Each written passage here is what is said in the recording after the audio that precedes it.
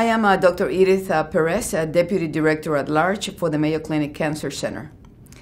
I am reporting data today on behalf of patients and collaborators of new information related to gene profiling in the context of understanding patient outcome after a diagnosis of breast cancer.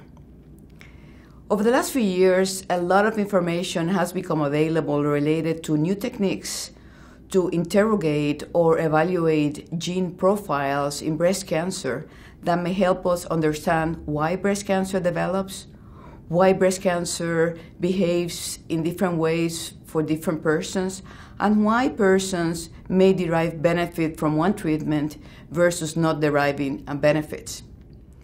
With this in mind, we conducted a revolutionary gene analysis in the context of patients who had participated in one of our large clinical trials called N9831, in which we treated patients who had been diagnosed with early-stage HER2-positive breast cancer with chemotherapy or chemotherapy with trastuzumab.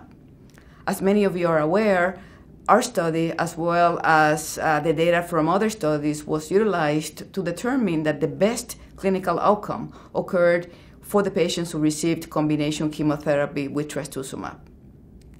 We also understood that although a large number of patients benefited, not everybody had their breast cancers cured.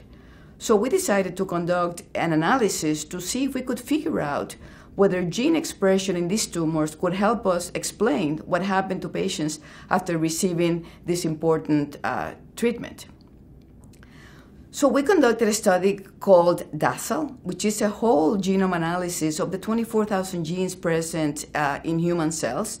And we determined that 353 of these genes correlated with patient outcome. We further narrowed this number to 32 based on statistical evaluation, and specifically found that of those 32 genes, 27 of those genes were correlated with good outcome to adjuvant chemotherapy trastuzumab. And by good outcome, I mean patients actually lived without recurrence of breast cancer, versus 5 of those genes who were correlated with an increased risk of tumor recurrence in spite of the standard therapy. Our data are very important and revolutionary because these are the first data that really correlate patient outcome with gene profiling, specifically addressing the treatment of chemotherapy and trastuzumab for patients with HER2-positive early-stage breast cancer. So there's several questions that come up. Number one, what are we planning to do with this data? And number two, what are the clinical significance of our findings?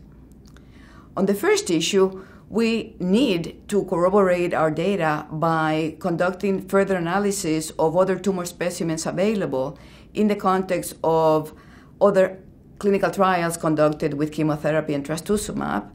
And we're very fortunate that we have established collaborations with investigators in the United States and in other parts of the world to corroborate our findings. In terms of the clinical significance, it's actually quite broad.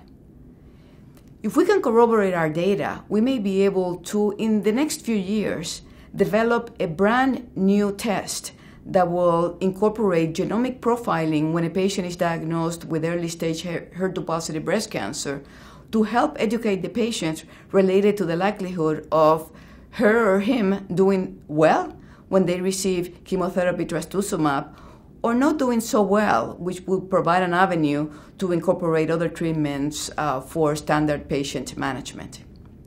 This is important information, and I'm very happy that with a collaborative effort, we've been able to report this data in 2012.